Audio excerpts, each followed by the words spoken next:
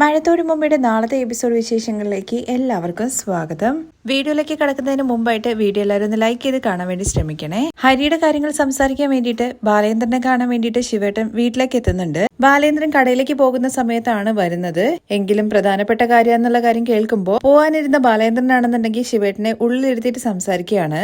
വന്ന ഉടനെ ശിവനാണെന്നുണ്ടെങ്കിൽ അലീന അവിടെ ഇല്ലേ, വൈജയന്തി എന്ത് ചെയ്യുന്നു എന്നുള്ള കാര്യങ്ങളെ കുറിച്ചൊക്കെ ചോദിക്കുന്നുണ്ട്. വൈജയന്തിയുടെ കാര്യം കേൾക്കുമ്പോഴേക്കും നമ്മുടെ ബാലേന്ദ്രനാണെന്നുണ്ടെങ്കിൽ അതിനെ കുറിച്ചിട്ടാണ് ശിവേട്ടൻ പറയാൻ വേണ്ടി വന്നിരിക്കുന്നതെന്ന് വെച്ച് കഴിഞ്ഞാല് നമ്മുടെ രണ്ടുപേരുടെയും സമയം എന്തിനാ വെറുതെ കളയുന്നത് എന്നുള്ള ചോദ്യമാണ് കേട്ടോ ചോദിക്കുന്നത്.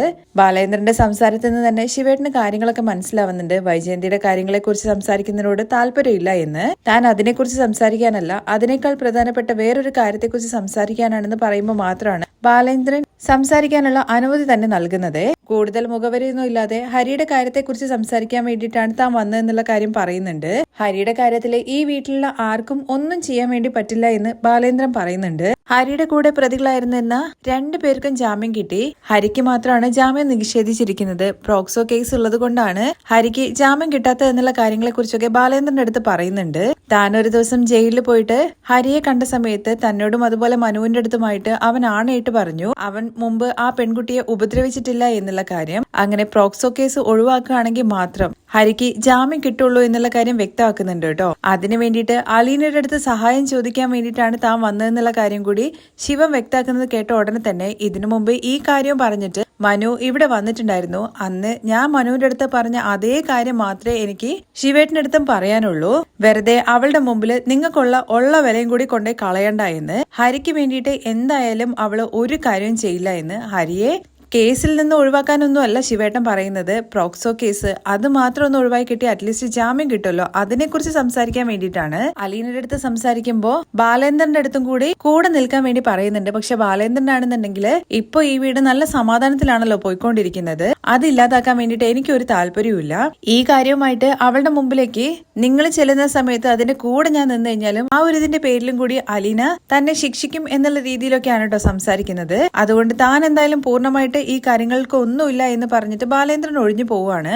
അതേസമയം അലീനയുടെ അടുത്ത് കഴിഞ്ഞ ദിവസം രാത്രിയിൽ വൈജയന്തി പോയി സംസാരിച്ചിട്ടുണ്ടായിരുന്നല്ലോ, അതിനെക്കുറിച്ചും ശിവേട്ടന്റെ അടുത്ത് ഒന്ന് സൂചിപ്പിക്കുന്നുണ്ട്. അവൾ എന്തായാലും പോകാന്നുള്ള കാര്യം തീരുമാനിച്ചു വൈജയന്തി പോവാൻ വേണ്ടി പറഞ്ഞപ്പോ. പക്ഷെ അവൾ പോകുന്നതോട് കൂടിയിട്ട് നഷ്ടം ഉണ്ടാവാൻ വേണ്ടി പോകുന്നത് വൈജയന്തിക്ക് മാത്രമാണെന്നുള്ള കാര്യം ആങ്ങളൊന്ന് പറഞ്ഞ് മനസ്സിലാക്കുന്നത് നല്ലതാണ്. അലീന ഇവിടുന്ന് പോകുന്നതോട് കൂടിയിട്ട് അവള് അലീനയുടെ ആരാണെന്നും അവളുടെ പഴയ കഥകളും എല്ലാം ഞാൻ പൊളിച്ചടക്കും. അങ്ങനെ നാണം കെടാൻ വേണ്ടി പോകുന്നത് വൈജയന്തി മാത്രമായിരിക്കും എന്നുള്ള കാര്യം ഒന്ന് പെങ്ങളെ പറഞ്ഞ് മനസ്സിലാക്കി കൂടി കൊടുക്കാൻ വേണ്ടി പറഞ്ഞിട്ടാണ് കേട്ടോ ബാലേന്ദ്രൻ അവിടുന്ന് ഇറങ്ങി പോകുന്നത്. ബാലേന്ദ്രൻ കൈയൊഴിഞ്ഞു എന്നുള്ള കാര്യം മനസ്സിലാക്കിയിട്ട് എന്തായാലും താൻ വന്നതല്ലേ അലീനയുമായിട്ടൊന്ന് സംസാരിക്കാന്ന് വിചാരിച്ചുകൊണ്ട് അലീനയുടെ മുറിയിലേക്ക് ചെല്ലുന്നുണ്ട്. കതകിനെ മുട്ടുന്ന ശബ്ദം കേട്ട് അലീന ചെയ്ത് തുറക്കുവാണേ. അങ്കിളിനെ കണ്ട ഉടനെ തന്നെ ആഹാ അങ്കിളായിരുന്നോ, പതിവായിട്ട് എല്ലാവരും ഇങ്ങനെ കയറി തുറന്നങ്ങ് വരാറാണ്, ആരും കതകിന് മുട്ടാറില്ല. ഞാനും പ്രതീക്ഷിച്ചു ഇതിപ്പോ ആരാണ് കതകിന് മുട്ടുന്നത് എന്നുള്ള കാര്യം. അങ്കിൾ എന്താണ് അച്ഛനെ കാണാൻ വേണ്ടി വന്നതാണോ അല്ലെങ്കിൽ മാഡത്തിനെ കാണാൻ വേണ്ടി വന്നാണോ എന്നൊക്കെ ചോദിക്കുന്നുണ്ട്. ഞാന് ബാലേന്ദ്രനെ കണ്ടു സംസാരിച്ചു, ബാലേന്ദ്രൻ കടയിലേക്ക് പോയി എന്ന് അറിയിക്കുന്നുണ്ട്. മാഡത്തിനെ കാണാൻ വേണ്ടി വന്നതാണെന്നുണ്ടെങ്കിൽ ഞാൻ ചെന്ന് മാഡത്തിനെ വിളിക്കാം എന്നൊക്കെ അലീന പറയുന്നുണ്ട്. എനിക്ക് അലീനയുമായിട്ട് കുറച്ച് കോൺഫിഡൻഷ്യൽ ആയിട്ടുള്ള കാര്യങ്ങൾ സംസാരിക്കാനുണ്ടെന്നുള്ള കാര്യം കൂടുതൽ മുഖവരെയൊന്നും ഇല്ലാതെ ശിവേട്ടൻ അലീന അടുത്ത് പറയുന്നുണ്ട്. ഇത് കേട്ട അലീനയാണെന്നുണ്ടെങ്കിൽ താൻ കേൾക്കാൻ റെഡിയാണെന്ന മട്ടിൽ ഇങ്ങനെ നിൽക്കുവാണേ. എന്നതിന് ശേഷം ഹരിയുടെ കാര്യത്തെക്കുറിച്ചാണ്. ഹരിയുടെ ഒപ്പമുള്ള ബാക്കി രണ്ടുപേർക്കും ജാമ്യം കിട്ടി. രോഹി ഓൾറെഡി ഈ കേസിൽ നിന്ന് ഒഴിഞ്ഞല്ലോ, ഇനി ഹരി മാത്രമേ ജയിലിലുള്ളൂ. ഞാനും അതുപോലെ മനുവും കൂടി ചേർന്നിട്ട് ഒരു ദിവസം അവന് കാണാൻ വേണ്ടിയിട്ട് ജയിലിൽ പോയിട്ടുണ്ടായിരുന്നു. ആ സമയത്ത് അവൻ ഞങ്ങളടുത്ത് ആണയിട്ട് പറഞ്ഞു അവൻ ആ പെൺകുട്ടിയെ മുമ്പ് ഉപദ്രവിച്ചിട്ടില്ല എന്നുള്ള കാര്യം. പ്രോക്സോ കേസ് ഒഴിവാക്കി മാത്രമേ ഹരിക്ക് ജാമ്യം കിട്ടത്തുള്ളൂ. അതിനു വേണ്ടിയിട്ട് അലീന ഒന്ന് ഞങ്ങളെ സഹായിക്കണം എന്ന് പറയാണ്. ഇതിലങ്കിളെ എനിക്ക് എന്താ ചെയ്യാൻ വേണ്ടി പറ്റുമെന്ന് അലീന ചോദിക്കുന്നുണ്ട്. നീയും അതുപോലെ ശരണ്യയുമായിട്ട് നല്ല അടുപ്പത്തിലാണെന്നുള്ള കാര്യം എനിക്കറിയാം. നീ അവളടുത്ത് സംസാരിച്ചിട്ട് അവളെ ഇതിനു മുമ്പ് ഉപദ്രവിച്ചിട്ടില്ല എന്നുള്ള കാര്യം ഒന്ന് പറഞ്ഞാൽ മാത്രം മതി എന്നുള്ള കാര്യം പറയുന്നുണ്ട്. അയ്യോ അങ്കിളെ, ഞാൻ ഒരിക്കലും എന്തായാലും ഈ കാര്യത്തിൽ ഇടപെടത്തില്ല. രോഹിതിന്റെ കാര്യത്തിൽ തന്നെ അവള് എന്റെ അടുത്ത് മനസ്സ് തുറന്ന് പറഞ്ഞു എന്നല്ലാതെ അവന് വേണ്ടിയിട്ട് ഞാൻ ഒരു കാര്യം ചെയ്തിട്ടില്ല.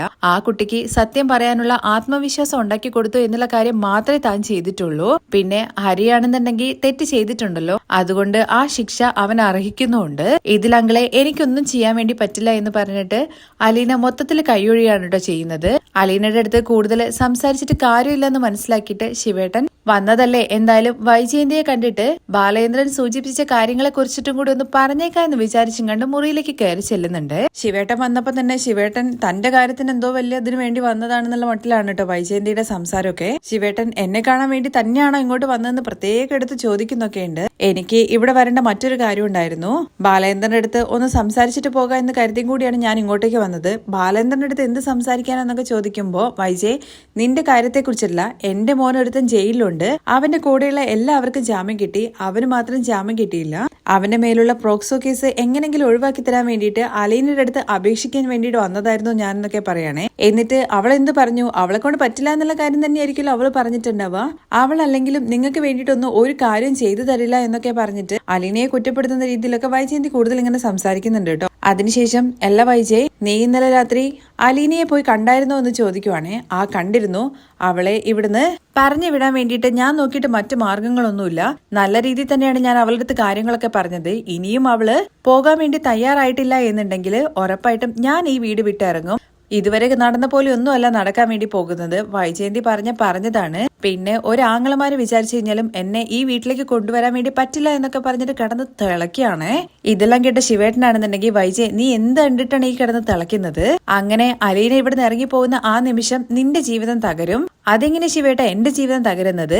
അലീന ഇല്ലാതെ ഒരു പക്ഷേ ബാലേന്ദ്രന് ഭയങ്കര വിഷമായിരിക്കും, പക്ഷെ എനിക്കൊരു വിഷമമില്ല. അലീന പോയി കഴിഞ്ഞു കഴിഞ്ഞാൽ പിന്നെ ഇത് എന്റെ വീടാണ്, ഞാൻ ഇവിടെ താമസിക്കും, എനിക്ക് എന്റെ മക്കള് മാത്രം കൂടെ ഉണ്ടായാൽ മതി എന്നൊക്കെ പറയാണേ. വൈജയ് നിനക്ക് തോന്നുന്നുണ്ടോ നിന്റെ ഈ ഒരു സ്വഭാവത്തിന് നിന്റെ ഏതെങ്കിലും മക്കള് നിന്റെ കൂടെ നിർത്തുമോ എന്ന്? എന്ത് ചെയ്യാനാ ശിവേട്ട, എന്റെ 3 മക്കളെയും അവള് കൈവശം കൊടുത്തിട്ട് അവളുടെ പക്ഷത്താക്കി വെച്ചിരിക്കുകയാണ്. ഇനി അവൾ ഇവിടുന്ന് പോവല്ലാതെ മറ്റൊരു വഴിയും എന്റെ മുമ്പിലില്ല എന്നൊക്കെ പറഞ്ഞിട്ട് വൈജയന്തിക്ക് ഭയങ്കര ദേഷ്യമോ എന്തോ സങ്കടമോ എന്തൊക്കെയോ ഒരു ഭാവങ്ങളൊക്കെയാണ് കേട്ടോ വരുന്നത്. വൈജയ് നിന്റെ അടുത്ത് എന്ത് പറഞ്ഞിട്ടും ഒരു കാര്യമില്ല. ഒരു കാര്യം ഞാൻ എന്തായാലും പറഞ്ഞേക്കാം, അലീന ഇവിടുന്ന് ഇറങ്ങി പോകുന്ന ആ നിമിഷത്തോട് കൂടിയിട്ട് നിന്റെ ജീവിതം ഇല്ലാതാകും. നീയാണ് നാണം കെടാൻ വേണ്ടി പോകുന്നത്. നിന്റെ പഴയ പല കഥകളും പുറത്തു വരാൻ വേണ്ടി പോവുകയാണെന്നൊക്കെ പറയുമ്പോ വൈജയന്തി ഇങ്ങനെ ഒരു നിമിഷം ഇങ്ങനെ ആലോചിക്കുന്നുണ്ട് കേട്ടോ. ശിവേട്ടൻ വ്യക്തമായിട്ട് കാര്യങ്ങളൊന്നും പറയുന്നില്ല എങ്കിൽ പോലും ഒരുപാട് ക്ലൂ നൽകുന്ന രീതിയിലൊക്കെയാണ് കേട്ടോ സംസാരിക്കുന്നത്. അതുകൊണ്ട് നീ തന്നെ അവളെ ഇവിടെ പിടിച്ചു നിർത്താനുള്ള വഴി നോക്ക്. നിന്റെ ജീവിതം തകരാതിരിക്കാൻ വേണ്ടിയിട്ട് അവളെ ഇവിടെ പിടിച്ചു നിർത്തല്ലാതെ മറ്റൊരു വഴിയുമില്ല നിനക്ക് വൈജയ്. കൂടുതലൊന്നും ഞാൻ പറയുന്നില്ല, നീ തന്നെ ഒന്ന് ആലോചിച്ച് നോക്ക്, നിന്റെ ജീവിതം നീയായിട്ട് തന്നെ നശിപ്പിക്കണോ എന്നുള്ള കാര്യത്തെക്കുറിച്ച്. കാരണം ശിവേട്ടനാണെന്നുണ്ടെങ്കിൽ ഓൾറെഡി ഹരിയുടെ പ്രശ്നങ്ങളും കാര്യങ്ങളൊക്കെ ആയിട്ട് തലപ്രാന്ത് പിടിച്ച് നടക്കുകയാണ്. അതിന്റെ ഇടയ്ക്ക് വൈജയന്തി ഇമ്മാതിരി കളിയൊക്കെ കളിക്കുമ്പോ എല്ലാം കൂടി ശിവേട്ടന് പ്രാന്ത് പിടിക്കുകയാണ്. ഇനി വൈജയ് നിന്റെ രക്ഷ നീ തന്നെ കാത്തു സൂക്ഷിച്ചോ എന്നൊക്കെ പറഞ്ഞിട്ട് ശിവേട്ടൻ അവിടെ നിന്ന് ഇറങ്ങി പോകുന്നുണ്ട്. അതുമാത്രമല്ല നമ്മുടെ അലീന പറഞ്ഞിട്ടുണ്ടായിരുന്നു, അങ്ങനെ ഹരി തെറ്റൊന്നും ചെയ്തിട്ടില്ല എന്നുണ്ടെന്നുണ്ടെങ്കിൽ നിങ്ങൾ ഡയറക്റ്റ് ആയിട്ട് അവരുമായിട്ട് സംസാരിച്ചോളാൻ വേണ്ടിയിട്ട്. അവർക്ക് കേസ് പിൻവലിക്കാൻ വേണ്ടിയിട്ട് തയ്യാറാണെന്നുണ്ടെങ്കിൽ പിന്നെ അലീനയ്ക്ക് പ്രശ്നമൊന്നുമില്ലല്ലോ. അല്ലാണ്ട് അലീന ഈ കാര്യത്തിൽ ഇടപെടില്ല എന്നുള്ള രീതിയിലാണ് കേട്ടോ സംസാരിച്ചിട്ടുണ്ടായിരുന്നത്. അതുകൊണ്ട് തന്നെ ശിവേട്ടൻ പുറത്തിറങ്ങിയതിനു ശേഷം നമ്മുടെ ശരണ്യയുടെ അച്ഛനെ വിളിക്കുന്നുണ്ട് കേട്ടോ. അച്ഛനെ വിളിച്ചിട്ട് ഞാൻ ഹരിയുടെ അച്ഛനാണ്, ശിവശങ്കരനാണെന്നൊക്കെ പറഞ്ഞിട്ട് പേരൊക്കെ പറഞ്ഞുകൊണ്ട് പരിചയപ്പെടുത്തുന്നൊക്കെ ഉണ്ട്. നിങ്ങൾ എന്തിനാണ് എന്റെ ഫോണിലേക്ക് എന്നൊക്കെ വിളിച്ചിട്ട് അയാൾ ദേഷ്യപ്പെടുകയാണ് കേട്ടോ ചെയ്യുന്നത്. നിങ്ങൾ ദേഷ്യപ്പെടാൻ വേണ്ടിയിട്ടൊന്നുമല്ല, എന്റെ മകൻ മാത്രമാണ് ഇപ്പൊ ജയിലിലുള്ളത്, ബാക്കി എല്ലാവർക്കും ജാമ്യം കിട്ടി. അവന്റെ മേലിലുള്ള പോക്സോ കേസ് അതാണ് അവന് ജാമ്യം നിഷേധിച്ചത്. നിങ്ങളുടെ മകനെ എന്റെ മകൻ ഉപദ്രവിച്ചു എന്നുള്ളത് സത്യം തന്നെയാണ്, അതൊരിക്കലും തെറ്റല്ലാതെ ആവുന്നില്ല. പക്ഷെ അവൾക്ക് 18 വയസ്സാവുന്നതിന് മുമ്പായിട്ട് അവൻ ഒരു തവണ പോലും അവളുടെ ശരീരത്തിൽ പോലും തൊട്ടിട്ടില്ല എന്നൊക്കെ പറഞ്ഞിട്ട് ശിവേട്ടൻ സ്വന്തം മകന് വേണ്ടിയിട്ട് ഇങ്ങനെ താഴ്ന്ന രീതിയിലൊക്കെ സംസാരിക്കുന്നുണ്ട് കേട്ടോ. പക്ഷെ ശരണ്യയുടെ അച്ഛനാണെന്നുണ്ടെങ്കിൽ അങ്ങ് പൊട്ടിത്തെറിക്കുവാണ് കേട്ടോ. ഒരു കേസൊന്നും ഒഴിവാക്കാൻ വേണ്ടി തീരുമാനിച്ചിട്ടില്ല, അവനെ എന്തെല്ലാം ചെയ്യാൻ വേണ്ടി പറ്റുമോ അതെല്ലാം ഞങ്ങൾ ചെയ്യും എന്നൊക്കെ പറഞ്ഞിട്ട് ഫോൺ അങ്ങ് കട്ട് ചെയ്യാനാണ് ചെയ്യുന്നത്. അങ്ങനെ ശിവേട്ടന് മറ്റൊരു നിവൃത്തിയില്ല എന്നുള്ള കാര്യം മനസ്സിലാവുകയാണ്.